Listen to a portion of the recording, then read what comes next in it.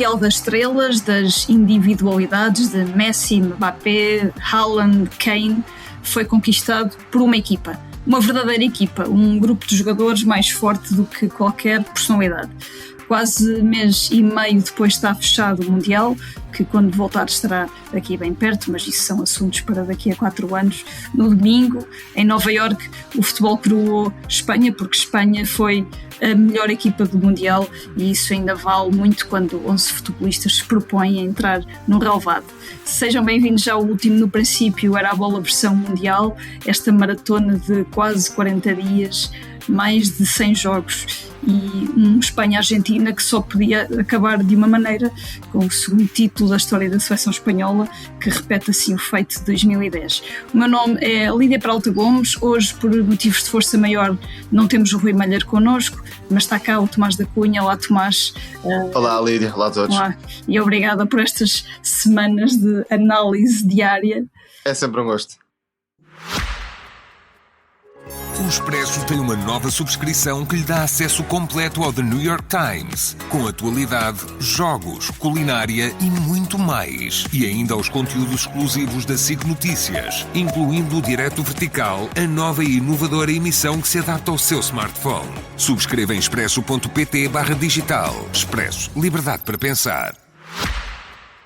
Frente a uma Argentina que não fez qualquer remate em 90 minutos, que quis confiar apenas na crença, livrando-se da bola, à espera de Messi e da épica, Espanha manteve-se coerente com a sua ideia e com paciência chegou ao golo no prolongamento, como o de Iniesta há 16 anos. Tomás, depois de uma final fantástica de 2022, a de 2026 foi uma batalha, nem sempre no bom sentido, porque só assim a Argentina conseguiu competir ou adiar o golo espanhol.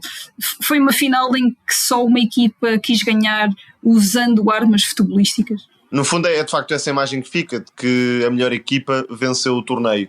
E foi a melhor equipa na globalidade, e principalmente na fase eliminar, e neste Mundial tão longo, de facto a fase de grupos foi mais para determinar o quadro e dar algum tempo para as equipas se afinarem do que propriamente para decidir quem é que ia desiludir, e nesse sentido a Espanha até começou com uma fórmula equivocada do De La Fuente, se calhar até não diria propositada, mas para perceber o caminho que poderia seguir daí para a frente, e depois com a entrada de Dani Olmo, com a entrada de Pedro Porro, com o crescimento de Lamine Yamal e de Rodri, a Espanha tornou-se superior a toda a gente, e a forma como vence a França e vence a Argentina, uma exibição coletiva de grande superioridade, por mais que só tenha vencido a Argentina no prolongamento, mas podia perfeitamente ter vencido mais cedo, diz tudo sobre o que está enraizado na cultura do futebol espanhol.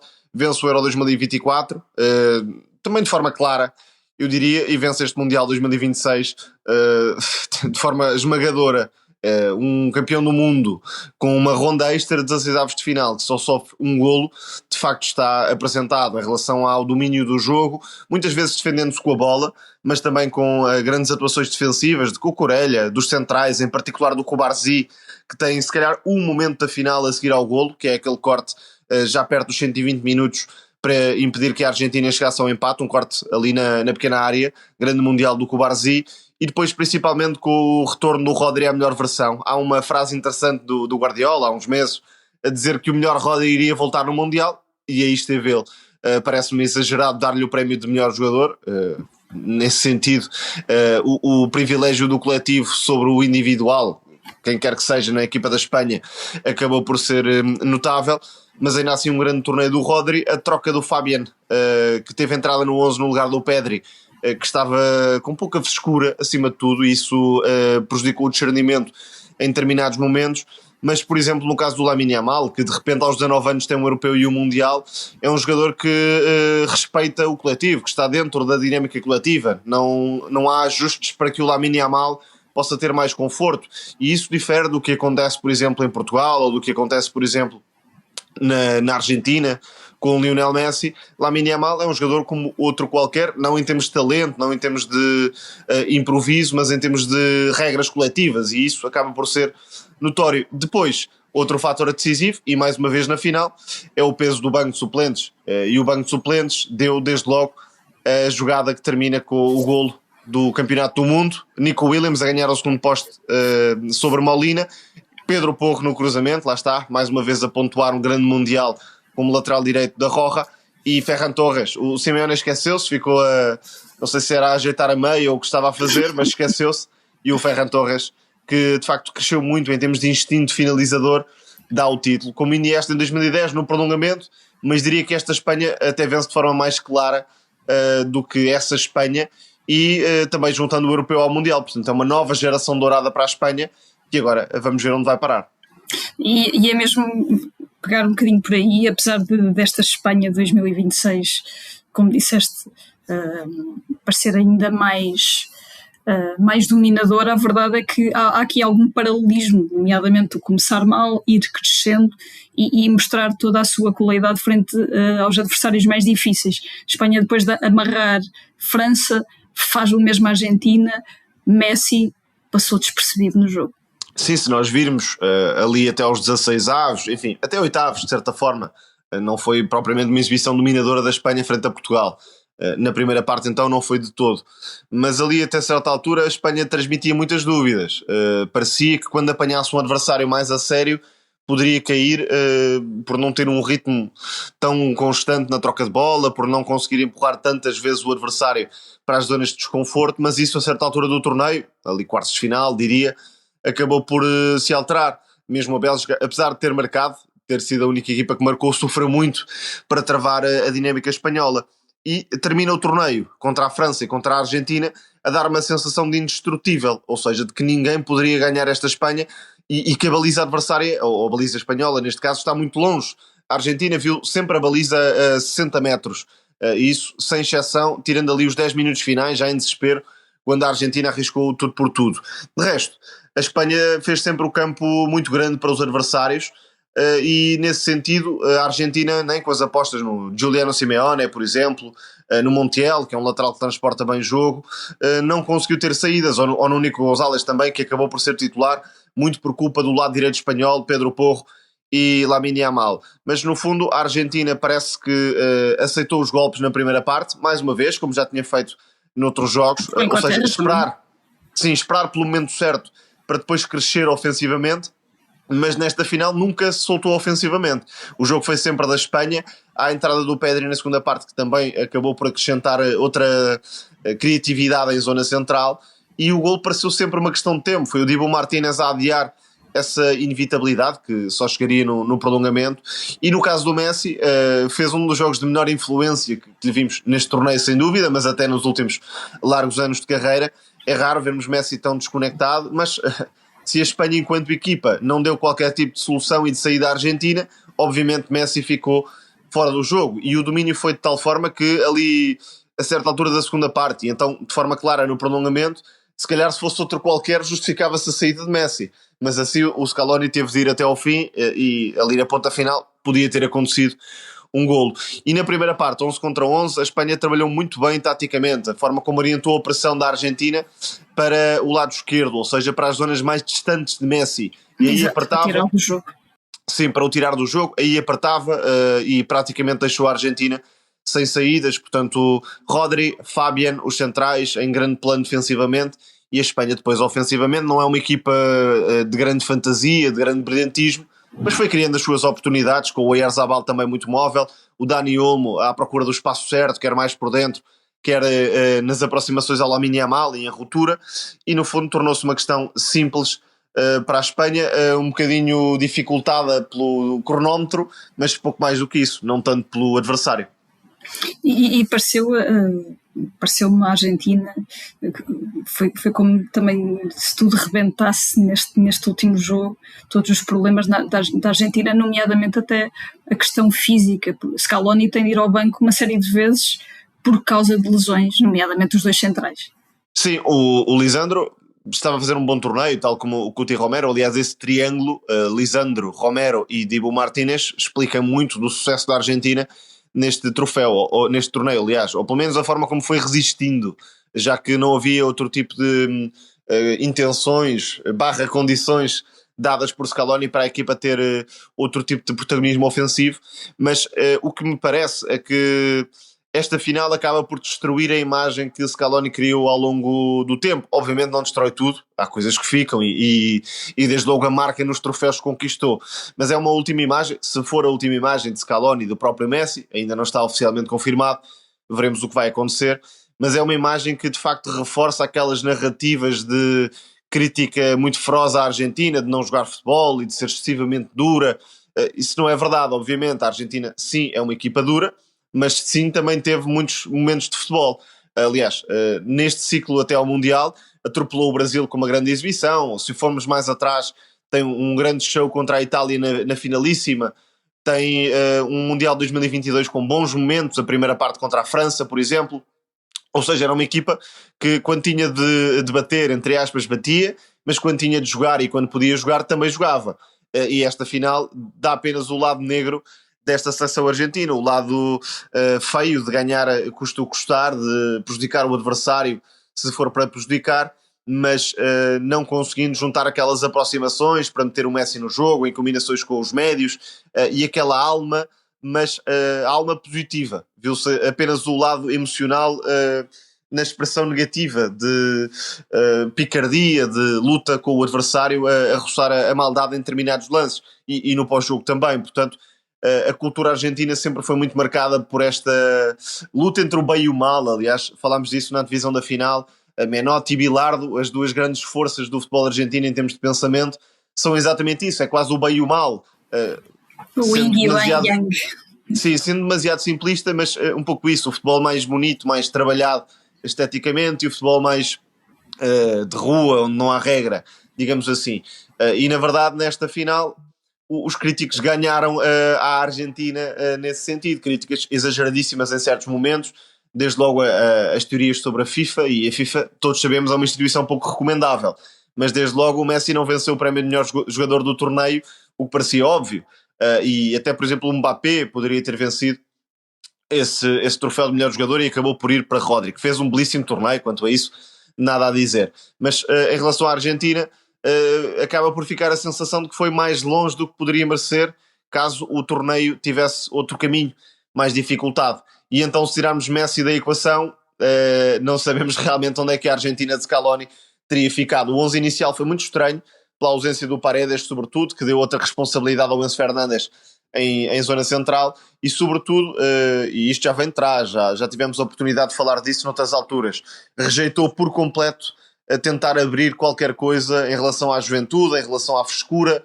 com o Nico Paz, o Barco, enfim, vários nomes que vão marcar a próxima geração argentina, e a quem o Scaloni não deu oportunidades. Foi mesmo um matar ou morrer com os de 2022, com os que conseguiram todo o sucesso desta Argentina, mas com a diferença de que está toda a gente mais velha, está toda a gente mais cansada, e o próprio Messi parece impossível de travar, mas como se percebeu nesta final, não tendo a bola, não é impossível de travar, já para nem falar da ausência de Di Maria, que também acabou por se retirar neste ciclo 2022-2026. Portanto, no fundo, é essa imagem de desilusão que guardamos da Argentina na final. E pareceu sempre faltar esse jogador vertical como era Di Maria e que aparecia nestes grandes momentos. Tomás, agora uma pergunta mais conceptual. Espanha ganhar este Mundial em específico, um Mundial em que tivemos de aceitar quase cultos de personalidade e intervalos de quase 30 minutos, como aconteceu na final, que mensagem passa para o futebol ganhar uma equipa e não uma personalidade, uma individualidade? Separando a ideia em dois pontos, por um lado parece que esta oposição UEFA-FIFA pode ser boa de alguma forma para preservar as bases do futebol e para travar esta ascensão de comercialização do jogo e dos momentos do jogo.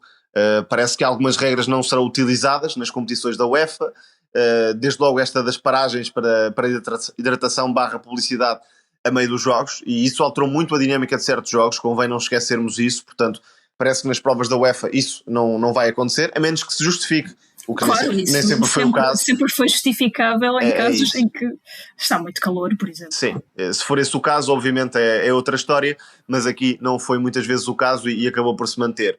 O halftime, a mesma coisa, acabou por ser extenso, acabou por provocar uma dinâmica diferente na final, e aqui a questão não é se cada pessoa individualmente gostou do halftime ou não gostou do halftime, é a forma como o jogo está a ser levado para um caminho que quase deixa de ser futebol e passa a ser um novo jogo. Depois, obviamente, a ligação demasiado vincada entre Infantino e Trump, mas enfim, enquanto lá estiver Infantino já percebemos que não haverá grandes diferenças nesse sentido, e resta saber o que é que vai acontecer, se é um Mundial com 64, se não é, se neste ciclo há algum tipo de oposição a Infantino. Parece que a UEFA quererá pelo menos dar um sinal de vida nessa luta, mas enfim, também falaremos disso depois. Sobre o jogo propriamente dito, cada vez mais, isto não é de agora, mas cada vez mais o futebol os troféus vão para quem tem equipas funcionais, para quem coloca de certa forma o ego de lado, para quem trabalha o ataque e a defesa de igual forma, com 11 jogadores. O PSG na Europa, e aqui não estou a falar de investimento do PSG, estou a falar puramente da forma como a equipa se organiza e como se comporta. O PSG tem 11 jogadores, e se for preciso ver o Dembélé a sacrificar-se taticamente para que a equipa possa vencer, vai acontecer. E nesse sentido esta Espanha também é isso mesmo. Se o Pedri tiver de ficar no banco, o Pedri fica no banco. Enfim, há um claro ascendente do coletivo sobre o individual. O De La Fuente, que nem sequer é um treinador com um grande historial, não é um treinador de currículo propriamente dito, é respeitado, dá para perceber isso. Até nos festejos da equipa espanhola deu para perceber que há uma ligação forte do De La Fuente com os jogadores, até porque já os conhece há muito tempo, formou-os ou ajudou a formá-los em muitos casos, elevou-os também.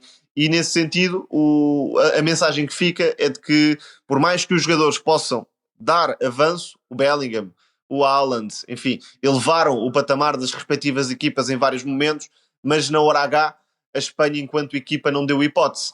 E de facto neste futebol tão marcado pela disponibilidade física, pela pressão alta, pelo jogo a 90 minutos, por alterações-chave em determinados momentos, a Espanha continua a ter mais soluções do que os outros, e acho que será essa a mensagem, porque até certo ponto nós dizíamos que era o Mundial dos protagonistas, e a Espanha não tem um grande protagonista, tem uma série de grandes exibições ao longo do torneio, sem dúvida, mas não tem um grande jogador. Não é um triunfo de um grande jogador, mas sim de uma cultura de futebol que se traduz principalmente nas meias finais e na final.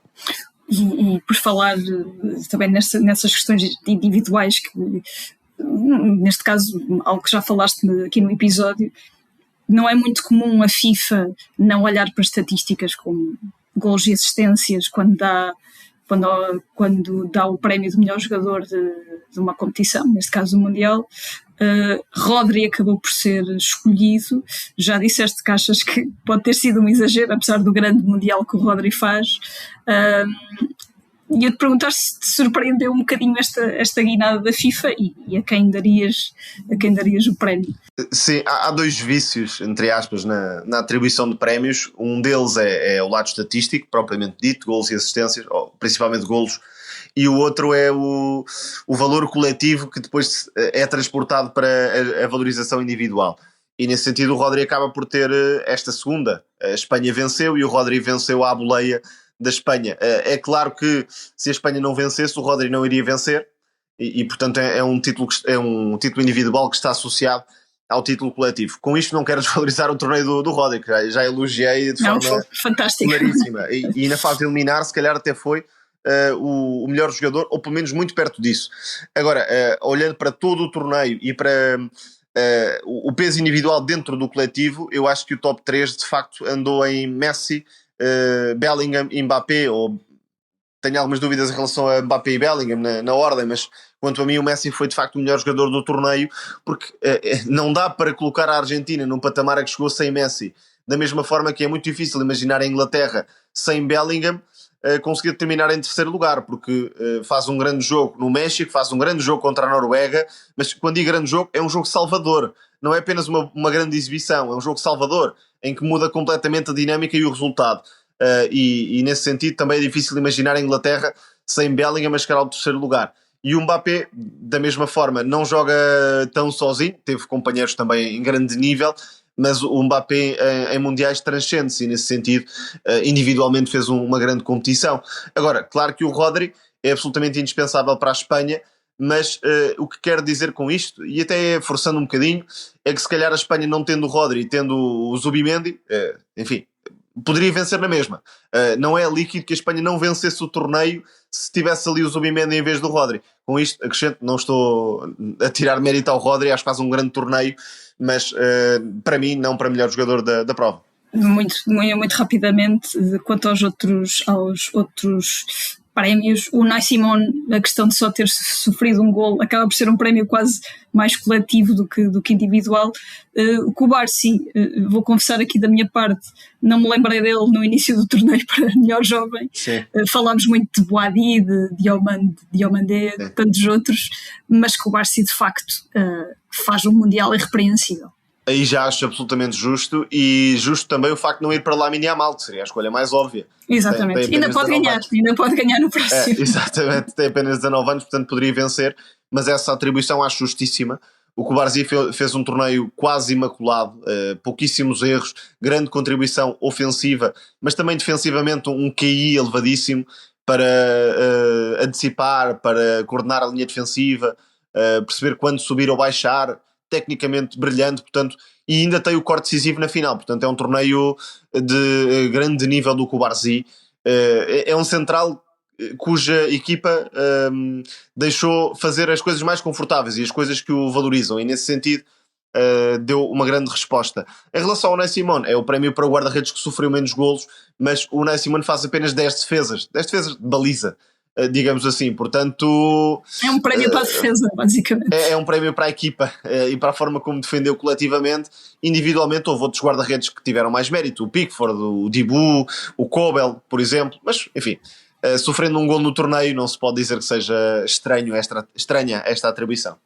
Agora mesmo para fechar, já fizemos outros rescaldos antes das meias finais, em que tu e o Rui falaram das surpresas, das seleções que mais surpreenderam. Acredito que nada tenha mudado daí para a frente.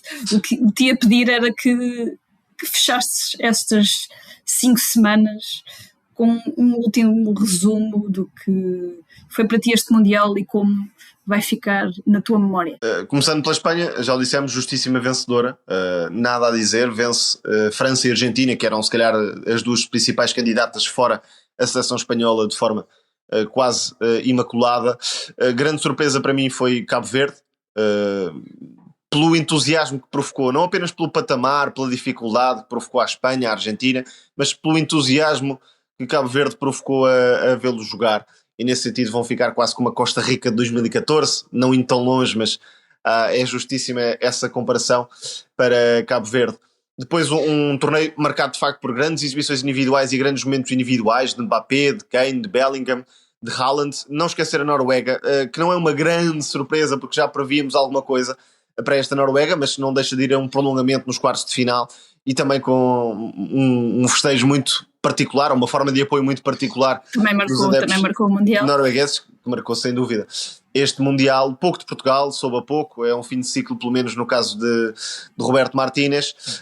Méritos anfitriões na forma como lutaram. Era completamente desnecessário o caso do Balogun para os Estados Unidos, acho que até prejudicou, e diz tudo sobre a forma como a FIFA quis dar aqui, FIFA / Donald Trump quiseram dar aqui um cheirinho caseiro ao torneio. Não havia necessidade alguma, até porque, e já fiz esta avaliação noutra altura, dentro dos estádios foi um bom torneio, estádios cheios, apesar do preço dos bilhetes que roça o incomportável para muita gente que gosta de futebol e que se calhar pagou para viver esta paixão pelo futebol o que não podia pagar, mas dentro dos estádios houve sempre bom ambiente. Não deixa de ser um Mundial marcado por vários casos, com adeptos, com instituições, com pessoas que não puderam entrar no país, e isso é sempre de lamentar. De resto, como balanço final, acho que a fase de grupos a 48 não faz grande sentido.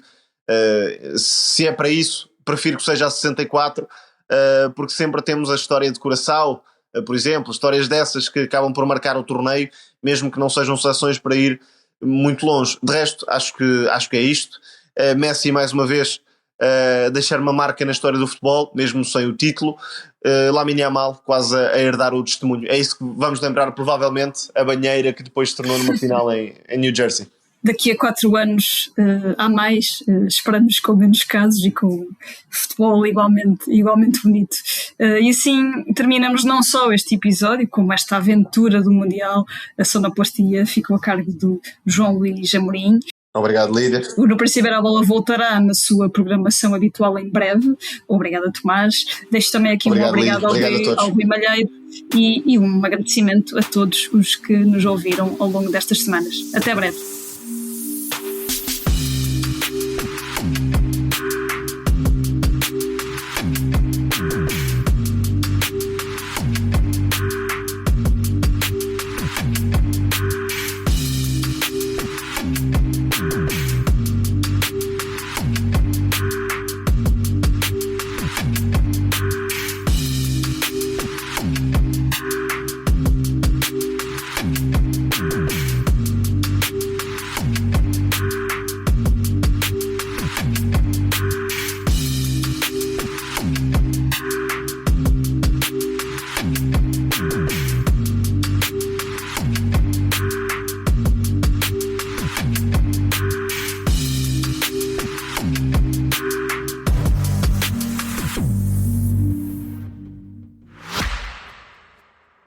O Expresso tem uma nova subscrição que lhe dá acesso completo ao The New York Times, com atualidade, jogos, culinária e muito mais. E ainda aos conteúdos exclusivos da SIC Notícias, incluindo o Direto Vertical, a nova e inovadora emissão que se adapta ao seu smartphone. Subscreva em expresso.pt/digital. Expresso. Liberdade para pensar.